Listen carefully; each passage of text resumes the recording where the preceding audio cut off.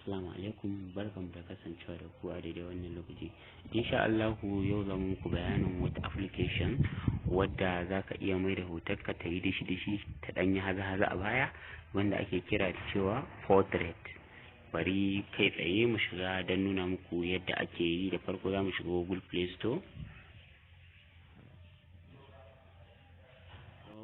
Store. Sai mai searching da sunan application. Yawwa, kamar yadda kuke gani, portrait editor.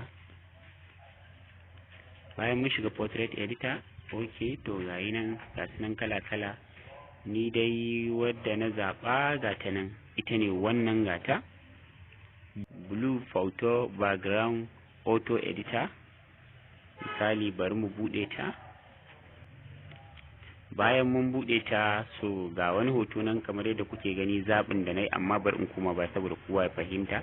Kamar yadda kuke gani ga wani alaman plus anan shudi, ko in ce gayi nan dai kamar yadda kuke gani kamar shudi, za a ce gayi nan na taba shi, wasu abu sun fito guda biyu. Nan na sama alaman kyamara in kana bukatan ka dauka hoto yanzu, na kasa kuma idan kana bukatan ka dauko hoton da kake da ra'ayi. Misali bari mu zabi hoto, zai yi searching.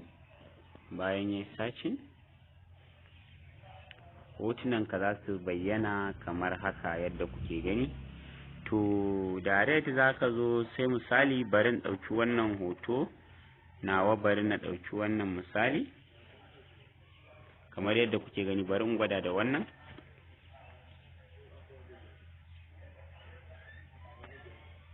Sai kun yi haƙuri da talla.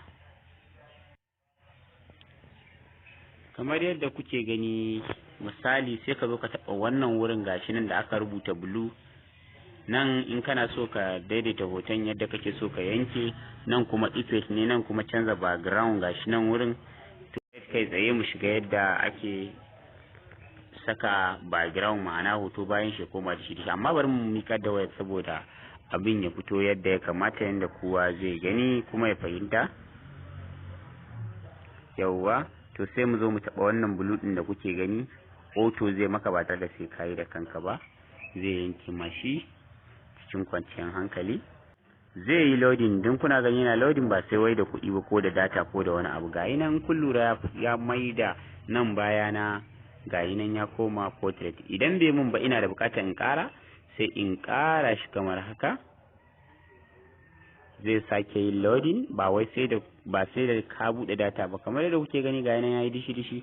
To idan ina bukatar ga wani dan wuri nan bai yi ba, misali idan zan ja sai in taba nan wurin, sai in na taba wurin aro zai fito kamar yadda kuke gani.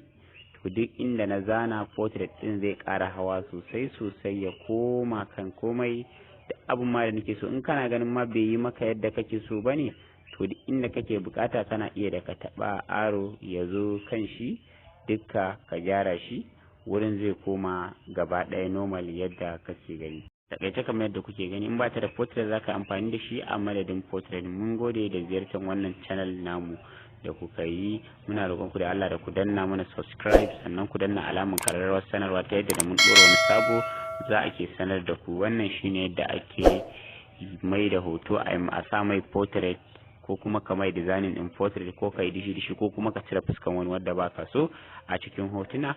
Wannan hanya ne mafi sauki. Mun gode da ziyartar wannan channel namu. Sai anjima.